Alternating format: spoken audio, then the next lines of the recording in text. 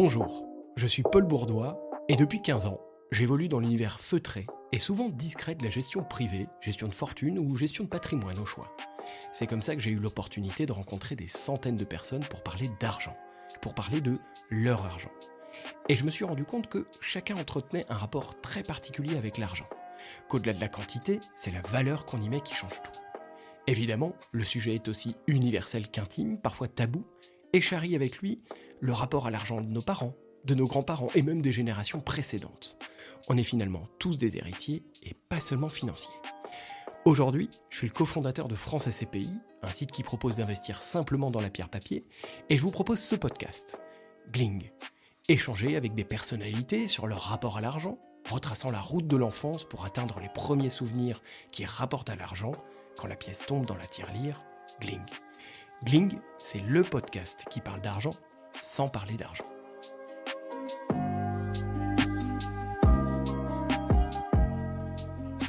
Gonzague de Blinière, bonjour. Bonjour Paul. Je suis ravi d'être devant vous, de vous interviewer dans les locaux de Raise, dont on va probablement parler.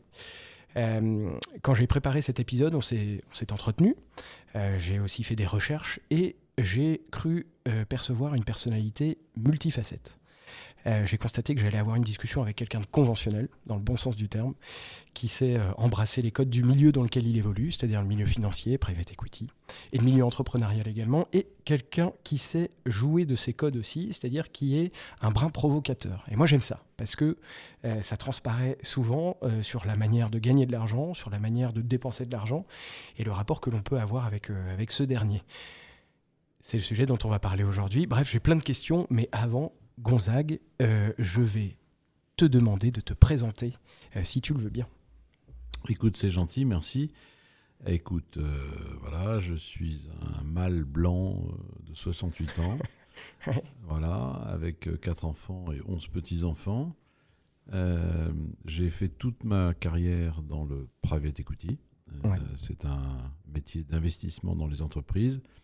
Le private equity, pour dire les choses un peu différemment et en français, c'est un entrepreneur a une entreprise qui est lui-même un projet ou quoi que ce soit, et c'est où il crée une entreprise, et pour ça il a besoin de fuel, il a besoin d'essence, et on lui met de l'argent, et avec ce projet, il crée son entreprise ou il la transmet.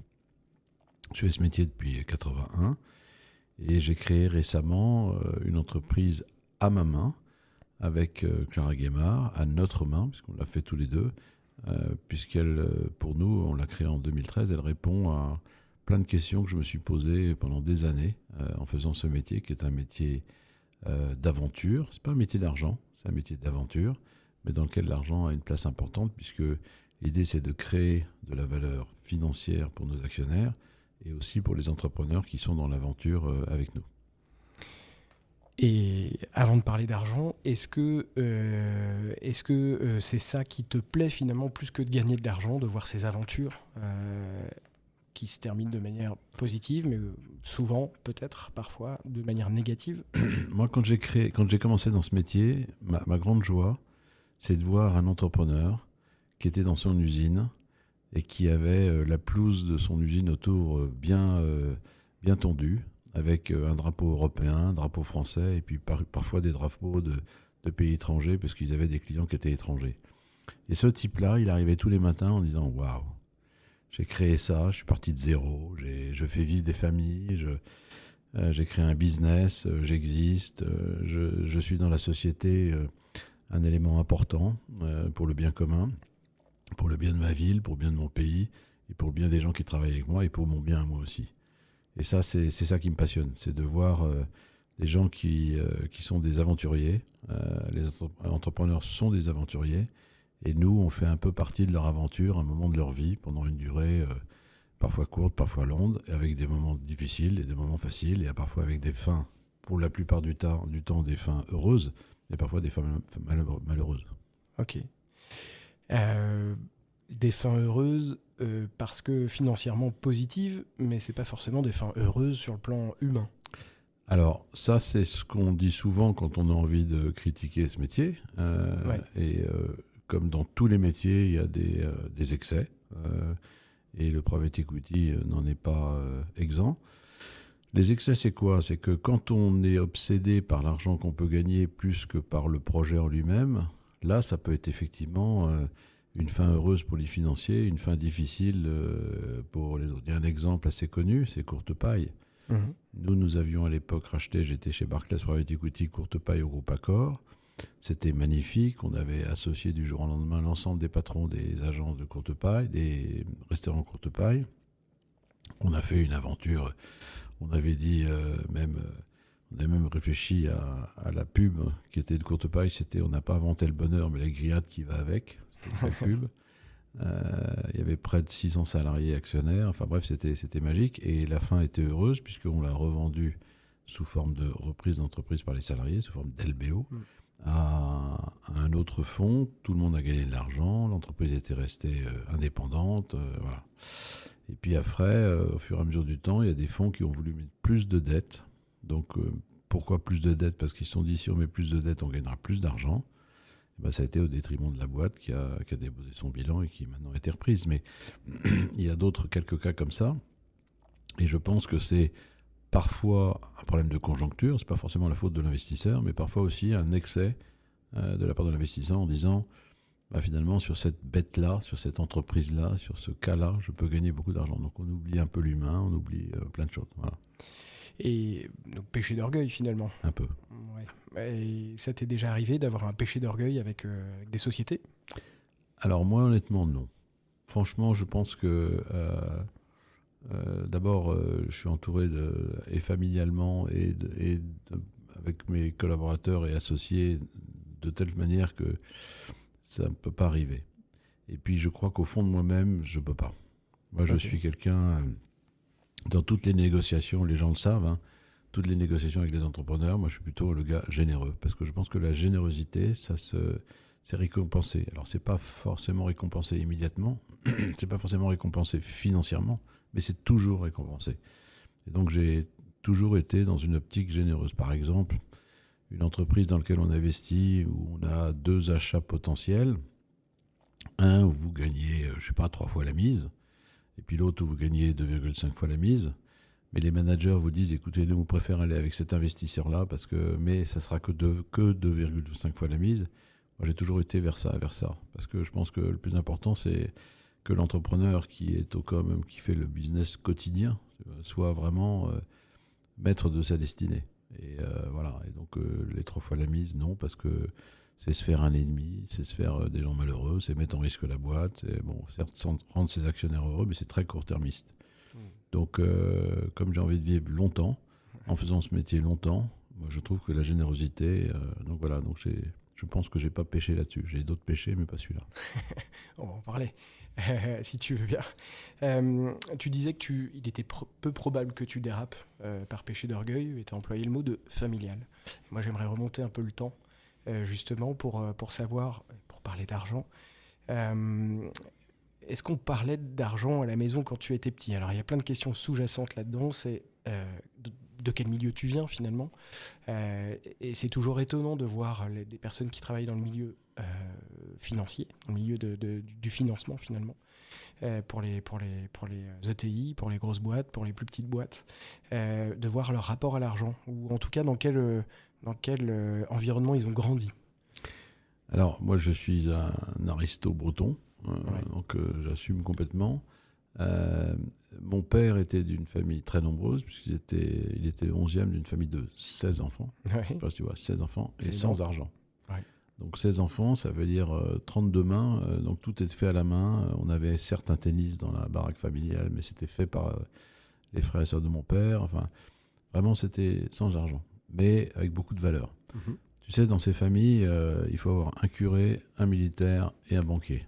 Voilà. Quand tu as le curé, le militaire et le banquier, tu couvres la palette classique. Il y a les trois. Il y Voilà. avait les trois dans cette famille? Alors, il y a les trois, absolument, ouais. Il y avait les trois. Le curé qui a quitté d'ailleurs, et qui a quitté la prêtrise et qui s'est marié à une femme divorcée, ce qui a fait un grand émoi, pas chez mon père, mais chez d'autres. Bien sûr, ouais. Il y avait un militaire, absolument, et puis il y avait aussi un banquier. Donc, famille sans argent, mais très attachée à des valeurs, qui a été élevée pendant la guerre dans une maison familiale où ils étaient tous parqués dans une cave. puisque c'était un état-major allemand. Ouais. Donc ça a été pas facile. J'ai un père qui était pas vraiment entrepreneur, mais qui était, lui, il a eu la tuberculose quand il avait 18 ans, donc il n'a pas pu faire d'études. Donc la seule chose qu'il a fait, c'est de s'occuper de la ferme familiale. Donc il a été fermier, exploitant agricole, on va dire, jusqu'à l'âge de 28-29 ans. Puis après, il s'est marié. Et puis il a commencé comme représentant de commerce en vendant des semelles de godasses dans le sud-est de la France. Tu vois, c'est pas... Bon. Ma mère était elle aussi d'une famille nombreuse, ils étaient 7. Et puis une famille de militaires. Donc les valeurs très ancrées. Voilà. Donc moi j'ai été élevé avec énormément d'amour. Je pense que c'est le premier mot qui vient à l'esprit. Un peu de rigueur d'éducation, c'est sûr, mais aucune sévérité. Beaucoup d'amour. Une relation à l'argent très distanciée, puisque je me souviens toujours quand la première fois que je suis venu avec ma voiture de fonction un samedi pour la montrer à ma mère m'a dit mais oh là là, mais c'est interdit, t'as pas le droit, on est le week-end, t'as pas le droit d'utiliser la voiture. C'était une Golf. Ouais. J'étais vachement fier, une Golf automatique à l'époque, c'était très chouette, c'était il y a longtemps. Donc j'étais fier et en fait cette fierté d'une espèce de reconnaissance sociale stupide qu'est la voiture de fonction, mes parents ils en avaient rien à fiche. Franchement ça les intéressait, même ça les inquiétait plutôt. Voilà, c'était ça un peu la relation avec soit l'argent, soit ce qui représentait la puissance financière. Et est-ce qu'ils vous ont poussé, je ne sais pas si tu as des frères et sœurs, est-ce qu'ils t'ont poussé à gagner de l'argent? Ou est-ce qu'ils t'ont dit, si tu gagnes de l'argent, c'est bien, mais si tu fais quelque chose qui te plaît, c'est mieux? Alors, ils ne m'ont pas du tout poussé à gagner de l'argent, ils m'ont poussé à être autonome, parce qu'ils ne pouvaient pas faire autrement. Moi, je me souviendrai très bien que quand j'ai eu mon premier job, c'était en fait à la BNP. J'ai eu ma première feuille de paye. Donc j'étais assez fier de montrer ma feuille de paye qui était très supérieure à celle de ma femme qui à l'époque était dans une entreprise qui était une école de secrétariat où elle assistait le directeur. Et la première chose que j'ai fait, c'est que je me suis acheté des casseroles. Et j'ai été rendre avec fierté les casseroles que mes parents m'avaient prêtées quand on avait démarré au début de notre mariage dans un petit appartement. Voilà. Donc ils m'ont jamais poussé à gagner de l'argent, ils m'ont poussé à être autonome. Voilà, ça c'est sûr. Ils m'ont aussi poussé à être généreux. Okay. Parce qu'eux étaient très impliqués dans les petits frères de Saint-Vincent-de-Paul. Moi, j'ai passé des Noëls entiers, non pas à festoyer en famille, mais à aller distribuer des repas à Levallois, pour les petits vieux de Levallois, à danser jusqu'à 5h du matin sur un micro dans lequel un petit vieux avait craché pendant des heures. Voilà, bon. Et au fond, c'était un vrai bonheur. Moi, j'ai un très très bon souvenir de tout ça. Donc, tu vois...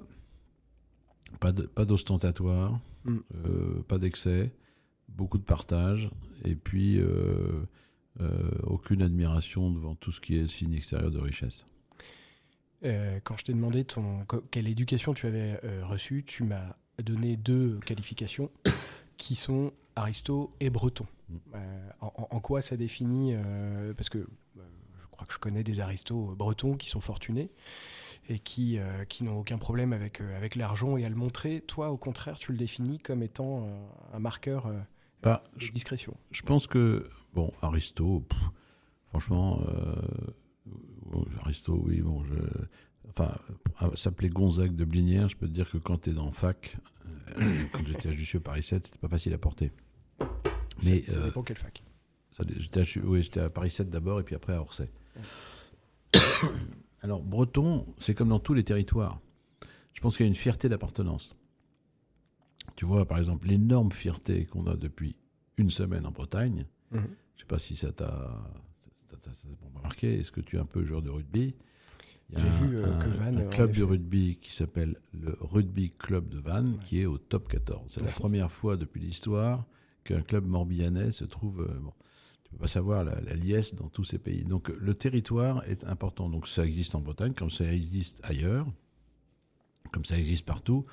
Moi, la seule différence, c'est que je suis d'une famille où on est extrêmement nombreux, tous implantés en Bretagne. Ouais.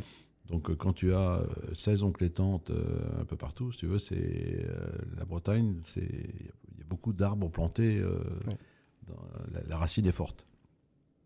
Ok. C'est quoi ton premier souvenir avec l'argent? Ça peut être, je sais pas moi, avec un grand-parent, ça peut être plus tard. Alors j'ai un souvenir, c'est que j'ai mon parrain, qui est le 12e des 16 enfants, le frère de mon père, qui était absolument sympa comme tout, qui savait que j'étais passionné par la musique. Ouais. Et il m'avait offert à l'époque un assez gros chèque, je ne sais plus combien, pour me permettre de m'acheter une guitare. Et donc c'est comme ça que moi j'aime bien la musique, et j'ai un peu démarré, mais il y a longtemps que j'en ai plus fait, mais de la guitare, j'aimerais bien m'y remettre. Et donc j'étais tellement surpris qu'il m'offre un chèque de ce niveau-là, ça m'a éberlué, je m'en souviens toujours. Ouais. Et puis j'étais tellement surpris qu'avec ce chèque-là, je puisse réaliser le rêve de ma vie, c'était d'avoir une guitare et de pouvoir jouer chez moi. Ouais. Donc ça, c'est le premier geste financier un peu complet, tu vois, qui peut former quelqu'un. Donc je me souviens, le deuxième, c'est bien évidemment quand j'ai réussi à m'acheter un bien immobilier, j'ai acheté une ferme en Bretagne, près de Vannes. Ouais. Et ça, c'était de pouvoir aller voir un banquier qui vous prenne de l'argent, donc qui vous considère, qui pense que vous avez le niveau financier suffisant. Là, c'était un geste. J'étais fier, de ma famille, mes enfants. Quand on est arrivé, c'était le bordel, parce que c'était une ferme qui était absolument pas en état. Il fallait remettre en état, mais c'était un bonheur. Et puis je marchais sur la terre, on a un petit hectare, en me disant c'est à moi. Tu vois, je mets les pieds sur un truc qui est à moi. Alors pour moi, la terre, c'était quelque chose qui appartenait à tout le monde. L'instinct de propriété, c'était incroyable. Ouais, je comprends. J'allais te demander ce que tu as fait ta première paye, mais tu y as répondu avec les casseroles, ce qui t'a permis les casseroles, c'est important. Mais c'est pas une blague, hein, c'est très sérieux. Hein. Ouais. Je me souviens encore remonter l'avenue Sainte-Foy, là où on était habité, pour aller rendre ça à mes parents. Et je vois encore la tête de ma mère qui me disait mais qu'est-ce que tu fais avec ça? Je dis bah, écoute, je vous les rends parce que j'ai pu en acheter d'autres. Et j'avais acheté un jeu de casseroles, c'était... On allait à l'époque, les gens ne s'en souviennent pas, mais moi je m'en souviens très bien, et je le dis souvent à mes enfants, j'allais pas au cinéma parce que j'avais pas les moyens. Hein. Alors justement, tu parles d'enfants, et avant cela, moi j'aimerais te demander si, eu égard à l'éducation que tu as reçue, est-ce que le fait de gagner de l'argent, j'imagine, mais je me trompe peut-être, que tu as gagné de l'argent au fur et à mesure du temps, est-ce que tu as un sentiment de culpabilité? Est-ce que c'est quelque chose qui te rend, qui te fait te sentir coupable? Quand je suis passif devant l'argent que je gagne, oui, je me sens coupable. Quand je suis actif, c'est-à-dire que j'en fais quelque chose et que j'en fais quelque chose pour moi, pour ma famille et pour d'autres, là, je me sens pas coupable. Je dirais que naturellement, je me sens pas coupable de gagner de l'argent parce que je pense que je le mérite et que je le vole à personne, et que quand j'en gagne, c'est parce que j'en fais gagner d'autres, plus à d'autres.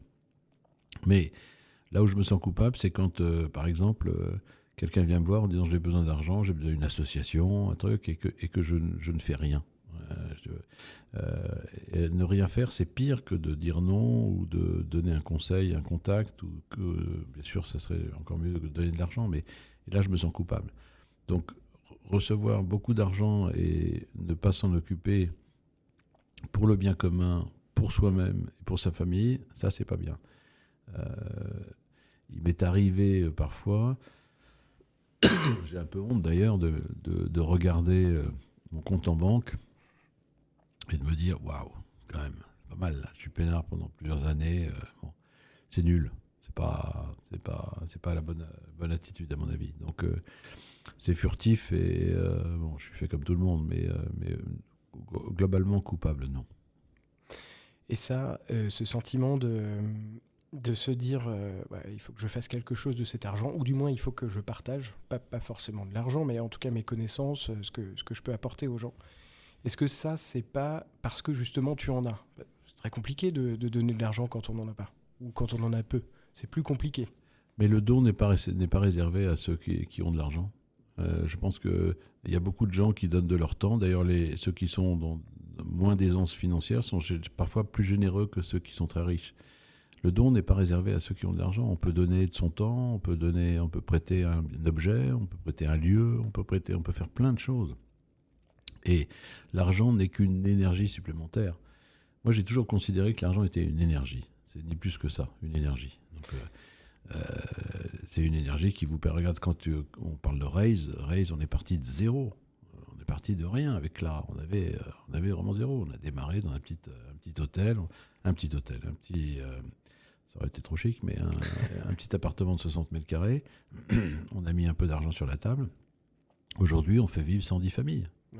C'est quand même magique. Donc c'est une énergie incroyable, incroyable. Au même titre qu'il y a des associations qui ont, avec des moyens très faibles, réussissent à faire des choses exceptionnelles pour le bien commun. Donc c'est une énergie et encore une fois qui n'est pas réservée. Il y en a d'autres qui... Bon, d'abord, le don, il peut être de 50 € comme il peut être de 500 000 €. Hein. Franchement, il n'y a pas de mesure du don. Le don, c'est le geste que l'on fait en fonction relative de ce que vous avez. Voilà. Après, il y a le geste pour se dédouaner. Ouais. C'est quand même un don. Il faut le respecter. Il y a des gens qui donnent simplement parce qu'ils disent c'est bien, il faut donner, ils le font. Il faut le respecter. Il y a le geste très complet, c'est-à-dire je donne et en plus je vais aider, je vais donner mes contacts, mes relations pour essayer de faire grandir la boîte. Ça, c'est très respectable. Et puis, il y a le don définitif, c'est... Voilà, à ma mort, veuillez donner tant à l'église, à la synagogue, à je sais pas quoi, qui tu veux, tu vois. Et ça, c'est le don définitif. Est-ce que, alors on va revenir sur Raise après, est-ce que l'argent t'a fait faire un jour des mauvais choix ? Est-ce que tu as quelque chose de notable ? Non, je pense que... Est-ce que l'argent m'a fait faire de mauvais choix ? Tu as des questions quand même... Un peu tordues ? Non, elles sont intéressantes, au contraire. Alors, quand on a de l'argent, on ne compte pas. Oui. Et c'est dangereux. J'ai la chance d'avoir une femme qui compte. J'allais te poser la question. Voilà. Donc, elle compte. Et moi, j'ai tendance à ne pas compter. Donc, dans la démarche d'acquisition de quelque chose, il m'est arrivé de faire des bêtises. Parce que j'ai pas compté, heureusement, j'ai une femme qui me dit « Mais attends, ça, tu déconnes, c'est n'importe quoi. » Bon. Ouais. Par contre, des mauvais choix, ça, c'est des acquisitions. Par contre, un choix, c'est jamais l'argent qui m'a fait faire un mauvais choix. Je pense que c'est soit les personnes, soit la situation, soit moi-même. Le mauvais choix, c'est mon propre cerveau. C'est pas qui je suis, d'où je viens... l'argent que j'ai, le lieu où j'habite, ma famille, c'est moi je me suis trompé. Voilà, ça arrive comme tout le monde. J'espère que Paul, c'est pareil, hein, il se gourre. J'espère. Ça en tant qu'entrepreneur, ça t'arrive. Le truc qui est magique, c'est quand tu reconnais que tu t'es gouré et que tu essaies de comprendre pourquoi tu t'es trompé. Et même si tu acceptes que les autres te le disent, ça c'est encore plus fort. Et donc, l'argent, ça ne donne aucun pouvoir. Donc, c'est pas parce que tu es riche ou que tu es patron d'une boîte que n'importe qui ne peut pas te dire « Paul, tu déconnes, Paul, tu t'es trompé, Paul, tu es sur la mauvaise route, etc. » Il faut l'entendre. Et tu as des gens qui ne l'entendent pas. Et ça fait aussi partie peut-être de ma nature et de mon éducation, c'est que moi, j'ai demandé plein de fois pardon à mes enfants. Il m'est arrivé de dire pardon à des collaborateurs de Raise. Et peut-être que demain, je le ferai. Ça les surprend d'ailleurs. Ils disent « Comment ? » Ils s'excusent, mais c'est bizarre. Non, on s'excuse. Et donc, les mauvais choix, je pense que c'est parce qu'on s'est gouré tout seul. Par contre, il faut savoir qu'est-ce qu'on fait après le mauvais choix fait. Ouais. Et c'est là où c'est intéressant. T'as raison, ça me fait penser au... Dernièrement, j'ai demandé pardon à mon fils, qui a 7 ans, parce que je pense que je l'avais réprimandé de manière injustifiée. Et il m'a dit quelque chose qui m'a séché. Il m'a dit « T'inquiète pas, papa, je sais que c'est pas simple d'être papa. » Waouh, 7 ans, bah, dis donc. C'était dur. Ça scotche, hein. Ouais, c'est chouette. Ouais. C'est chouette. J'aimerais revenir sur Raise. Donc justement, là, on est en plein cœur de l'argent. Raise, la raison d'être de Raise, c'est d'aider des entreprises à grandir et de gagner de l'argent, évidemment, comme toute société. Vous n'êtes pas que philanthrope. Et il y a un dont tu vas nous parler, qui est de... Redonner, partager près de 50% de ce qu'on gagne auprès d'une fondation Achiapa. Clara Guémard et moi, on est des rêveurs. Oui. Bon, Clara encore plus que moi. Et on aime notre pays. Tu vois, et on est très soucieux du bien commun. Donc Clara a été très active dans plein d'associations. Moi, je l'ai été énormément dans tout ce qui est le réseau Entreprendre, l'association pour le droit à l'initiative économique. J'étais président de l'appel de mes enfants quand mes enfants étaient à l'école. Enfin, tu vois, je le fais vraiment par passion. J'aime faire ça et j'aime partager. Et je trouve que on peut pas vivre dans un silo où 5 jours par semaine on gagne du pognon et puis le reste on donne de son temps et de son argent. Et le monde du private equity ne s'occupe, de mon point de vue, un peu que de lui-même. Et je trouvais que c'était un métier tellement superbe que c'était le métier le mieux destiné à démontrer qu'il est pour le bien commun aussi. Et que s'il était dès le départ pour le bien commun, avec du partage et de la bienveillance, c'était pas au détriment de la rentabilité. Ouais. Ce qu'on a craqué avec Raise, c'est qu'on a dit, ben voilà, on est une entreprise à mission depuis 2 ans, on a 4 engagements, la parité totale, ça c'est Clara Gonzague, ça existe partout dans toutes les équipes de Raise. Deuxième chose, le partage, on donne près de 50% de ce qu'on gagne à une fondation qui s'appelle Raise Sherpa, qui a maintenant près de 60 millions d'euros, qui est une très grosse fondation pour l'entrepreneuriat. La troisième, c'est qu'on mesure nos performances financières et extra-financières. C'est sympa d'être bisounours, sympa, bienveillant, mais il faut aussi être rentable. Si tu gagnes pas d'argent, tu peux pas donner. Et la quatrième, c'est innover pour le bien commun. Et tu vois, là, on n'imaginait pas avec Clara d'avoir une taille pareille. C'est que finalement, on recrute des talents. On est extrêmement... souvent, on gagne des deals parce que les mecs se disent... ils sont sympas, ils sont bienveillants, ils ont des startups, ils ont des grands groupes à leur capital. Ils sont généreux, ils ne sont pas comme les autres. Voilà. Ce qui est important, c'est d'être toujours en avance sur son métier. Le monde de la finance ne se remet jamais en cause. 2008, je te rappelle la crise où on s'est dit tout va péter, rien n'a pété, tout est redevenu comme avant. Donc nous, on a décidé, on n'est pas les seuls, il y en a d'autres qui le font aussi, de remettre un peu. Te poser, ouais. Voilà, on est en train on essaye de remettre un peu en cause ce monde de l'investissement en le faisant de façon complètement différente, extrêmement philanthropique, mais aussi rentable. Et maintenant, 10 ans après, puisque ça fait 10 ans qu'on a créé Raise, on dit à tout le monde, mais vous savez, c'est notre générosité et notre bienveillance qui est le moteur de notre rentabilité. Et je pense que l'ensemble des équipes ici sont extrêmement fiers d'être entreprises à mission. Ils sont d'autant plus fiers qu'ils font leur boulot le mieux possible pour que les actionnaires soient le plus contents possible, à la limite qu'ils gagnent le plus d'argent possible pour qu'on puisse nous le recycler et le redistribuer. Ok. Et tu sens qu'il y a un bien-être dans la... Tu vas pas me dire, non, je sens que tous les gens sont malheureux, mais c'est quelque chose qui diffuse sur l'ambiance de l'entreprise. Oui, parce que dès qu'on peut festoyer, on fait une petite fête, l'arrivée d'un stagiaire, le départ d'un stagiaire, la naissance, le mariage, oui, il y a un bien-être très fort. Il y a énormément d'affectifs, ce qui rend plus compliqué la gestion de la boîte. Parfois, on se dit ça serait plus facile si c'était une petite dictature, parce qu'on ne se pose pas de questions, c'est oui, c'est non, tu avances, tu recules, tu vas à droite, tu vas à gauche, tu ne poses pas de questions, tu râles pas, etc. Non, nous on écoute tout le monde. L'état d'âme, on y fait attention. Tu vois, donc, mais je pense que globalement l'ambiance est bien meilleure. Bien meilleure. Les gens, on leur dit, avec Clara, on leur dit à tous exactement la même chose. Si tu veux grandir, fais grandir les autres. Ok, ouais, c'est un bon mantra.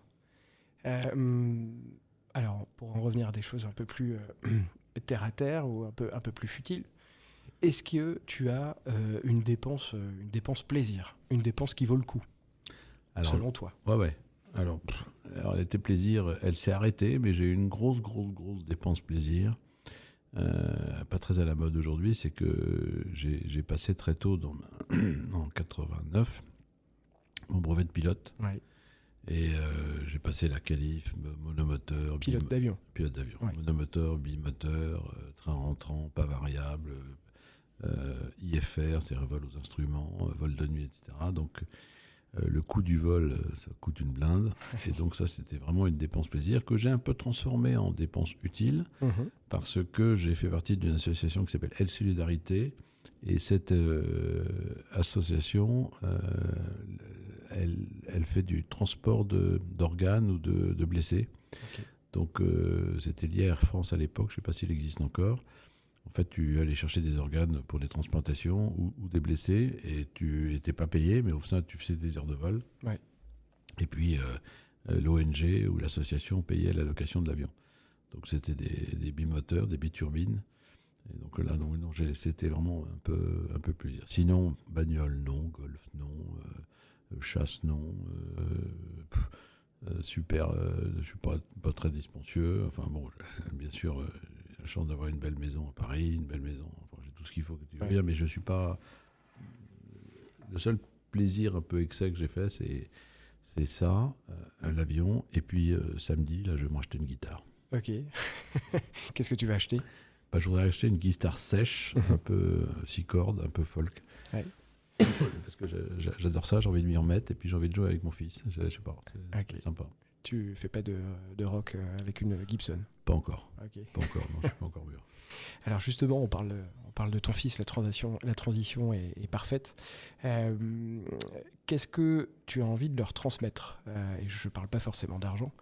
En tout cas, en termes de valeur, je crois comprendre que toi, parfois, tu peux faire des mauvais choix, que ton épouse est là pour te dire non, attends, Gonzague, déconne pas. Peut-être que vos enfants ont des manières différentes de réagir aussi avec l'argent. Comment tu vois les choses? Écoute, j'ai deux garçons, 2 filles, tous environnement assez entrepreneurs. Ouais. Moi, le truc que j'ai envie de leur transmettre, c'est leur dire une chose assez simple, mais à la fois très complexe. C'est l'important, c'est pas qu'on t'aime, l'important c'est que tu aimes les autres. Et puis une deuxième phrase que disait toujours mon père, c'est ne juge jamais, mais ne te déjuge jamais. Voilà. Ouais. Qu'est-ce qu'il entendait par déjuger? C'est-à-dire que tu peux avoir une opinion sur quelque chose mais ne pas juger la personne. Tu la juges pas, tu la respectes, c'est comme ça. Mais par contre, ton opinion, tu peux la garder et tu peux l'affirmer.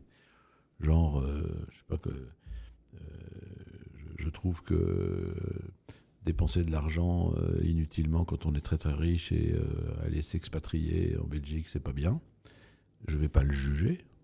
C'est pas à moi de le juger, mais par contre, je trouve que c'est pas bien, je le fais pas. Je donne mon point de vue, mais je ne le juge pas. Je ne juge pas la personne. Ça, c'est très important. Donc, ne pas être aimé, mais savoir aimer. Et ça, c'est vrai pour tout.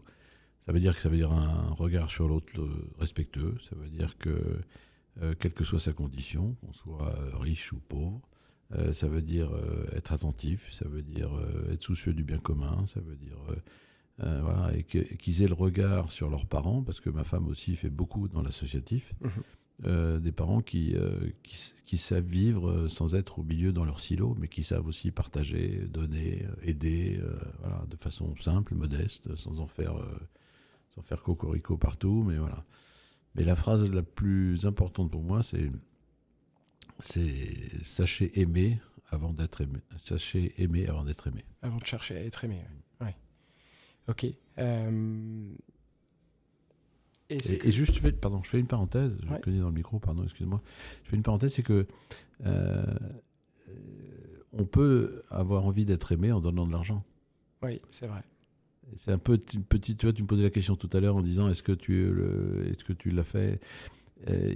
J'ai peut-être eu une petite période, j'y repense, où je me suis dit ils vont m'aimer parce que j'arrête pas de donner, je donnais. Bon, c'est pas le truc, c'est vraiment, je me suis complètement gouré. Donc, il peut y avoir cette petite déviance qu'il faut pas avoir.